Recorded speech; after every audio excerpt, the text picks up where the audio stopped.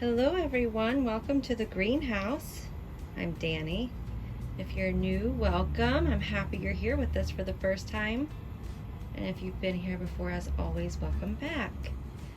Lots of stuff in bloom in the greenhouse right now.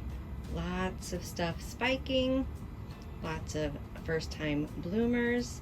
And we're going to talk about one in particular today, which is this cutie pie right here. Gastrochilus japonicus.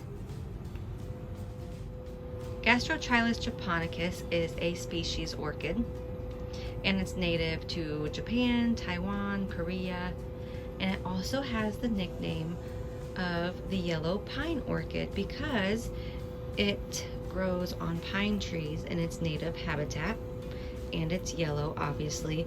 But let me show you something that I think is the cutest thing in the world. On these itty bitty little blooms,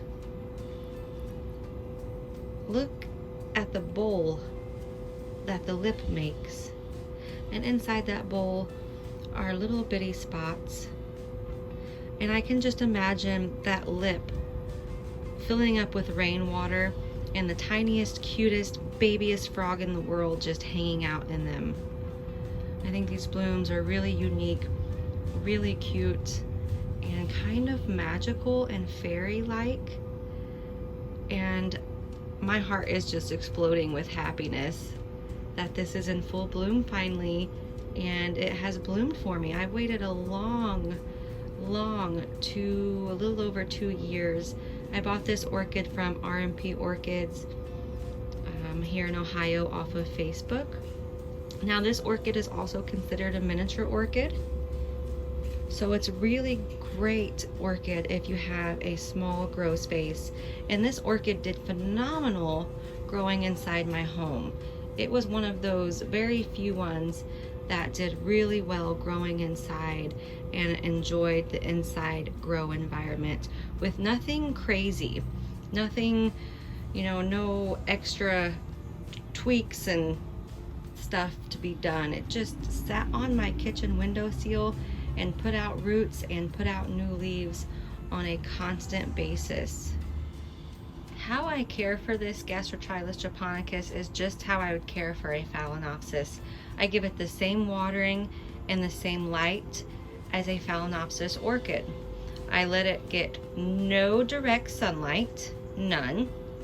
It stays on this second shelf right there, and that shade cloth is, I can never remember if it's 50 or 70% shade. It's one of the two, but it gets no direct sunlight. And I also let it go through a wet to dry cycle, which means letting those roots and that media completely dry out before I water it again.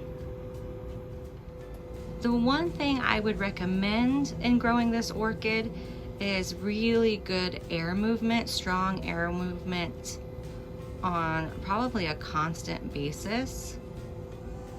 And the one time that I lacked on giving it really good air movement, this leaf right here that was beginning to grow when it was in its first stages of growing, it just got kind of a little bit of rot happening or something when that leaf was growing out, if that makes sense.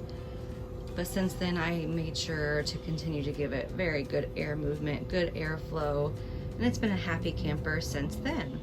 When it comes to fertilizing this little cutie pie, I do the exact same routine for it as I do my Phalaenopsis orchids, which is fertilizing it every other watering.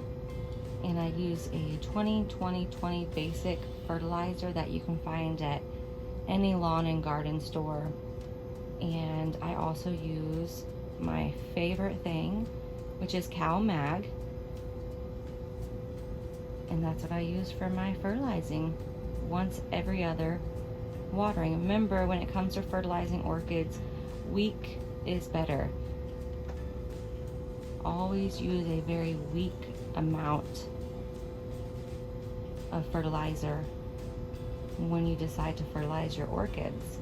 When that fertilizer is too strong, it will and can burn your roots on your orchid. There are a couple other varieties of this Gastrochilus that I want to get. One of them in particular where it has little spottings all over the petals, which you guys know I love my spots and my freckles and my speckles. And I think I might mount it because I've seen several people have this orchid on a mount and it does really, really well. So I might try that with the next one that I get.